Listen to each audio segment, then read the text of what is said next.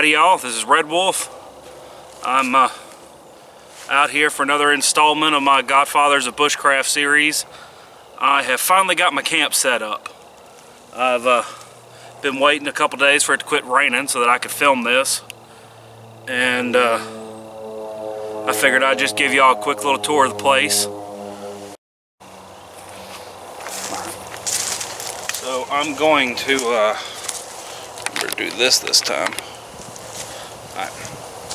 Alright, so I'm going to try and talk a little bit louder to make sure y'all can hear me. And I'm going to try and keep all this in frame.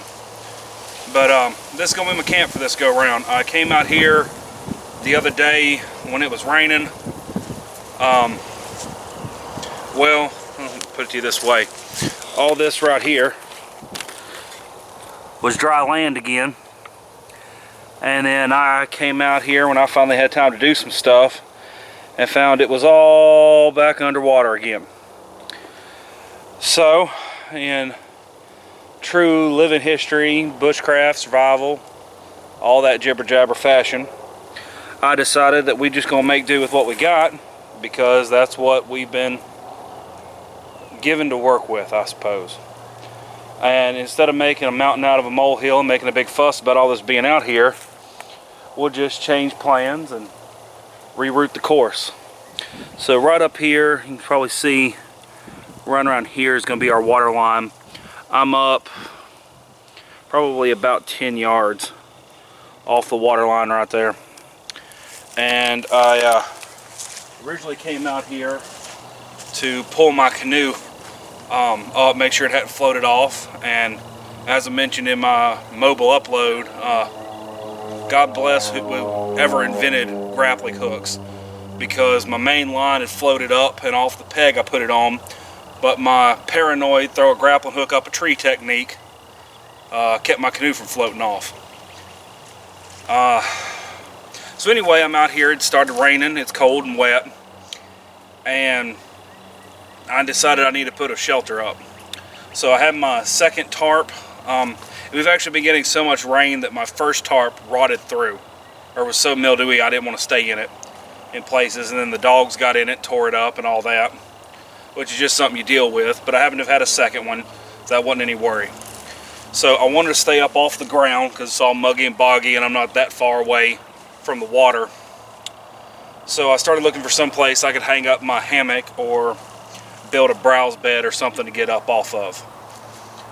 And I found a couple trees. There's one just off camera, and I think you can see this one down here at the far end. Has a great big, turn that around here, has a great big fork in it and another fork right there, which gave me a little room to adjust my distance between, because I could put originally my rope and now my log through a couple of different angles, just to adjust how long my top log needed to be. I wasn't sure if I'd have enough coverage. And I ended up cutting down this fork stick right here. Let's see if you can see a little bit. Oh, move everything around. So I ended up cutting this initial fork stick right here down and batoning it in. So a little bit. And running one of my logs that I pulled up that I thought had floated off in here and making my long cross piece out of it. And I then, after getting that situated, I decided I didn't like the stability that I was getting out of it. So I came in here, get this all right. So I came in here and I put in this pole to act as a support beam. Now that gave me enough room to get out of the rain and throw my my tarp over.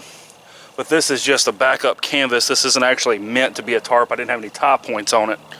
So what I did is I got my two big poles, cut them to length, and I just wrapped them up in the canvas until I got it to length here, and put them up, and I put a couple little attachment points on it to tie them to the beam and keep everything steady. Pretty happy with that. It's worked so far, and I haven't torn up anything.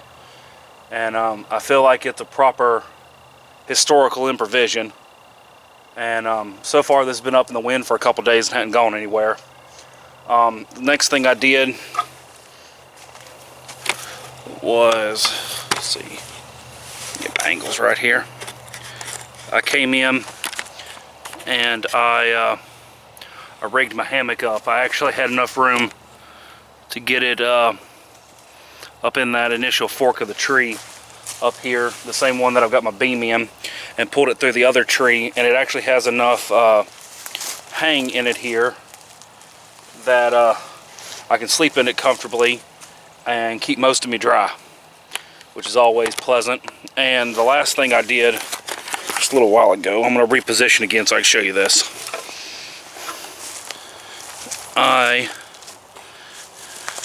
came out here and I added my bedroll tarp that was originally my ground cloth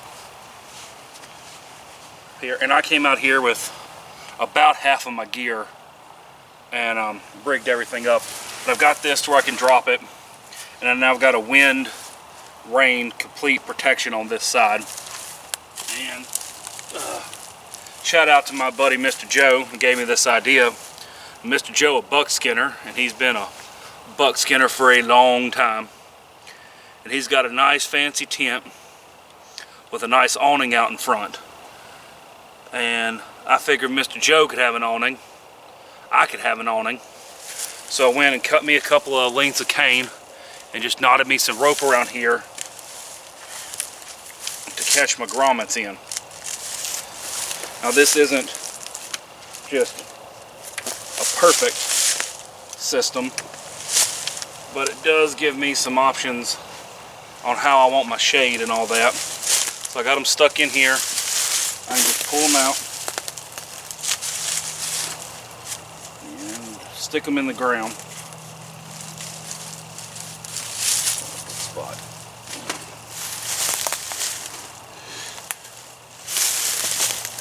And then fold my corners in.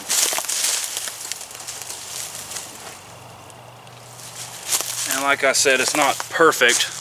But you can see I've got a lot of shade under here. I've got a little area to work if I want to come in here and work on my fire, work on my traps, any of that kind of stuff. I got some options. But anyway, that's just a quick tour of my camp. Be expecting a few more over the next little bit of me getting this place built up, look nice. I got some projects I've already been working on. And we'll just keep it running. Till next time, this is Redwolf signing off. Y'all keep up the good fight.